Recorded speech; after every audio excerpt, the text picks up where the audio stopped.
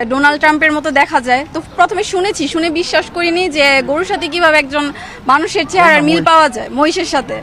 তো ফেসবুকে যখন দেখলাম ওর ছবি, পুরাই একদম ডোনাল্ড ট্রাম্পের মতো দেখতে, চেহারা ফেসিয়াল স্ট্রাকচার বলেন আর হেয়ারস্টাইল বলেন, পুরাই মিলে যায় ডোনাল্ড ট্রাম্পের সাথে।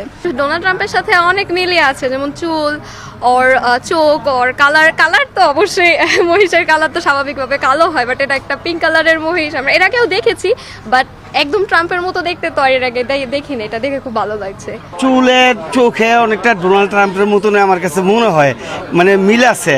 তো এটাকে কেন্দ্র করে সারা পাইকপাড়া আনাচে কানাচে অনেক দূর দূরান্ত থেকে লোকজন আসতে দেখতে, আমিও দেখতে আসছি। এখানে একটা রোনাল্ড ট্রাম্পের মতো একটা মহিষ গরু আছে, এই জন্য এটাকে দেখতে আসছি। ওর চোখগুলো এবং তার মুখগুলো রোনাল্ড ট্রাম্পের মতন দেখতে। চুলগুলা সামনের দিকে ঝুঁকানো, এই কারণে আমার ছোট ভাই শখ করে ওর নাম দিয়েছে ডোনাল্ড ট্রাম্প।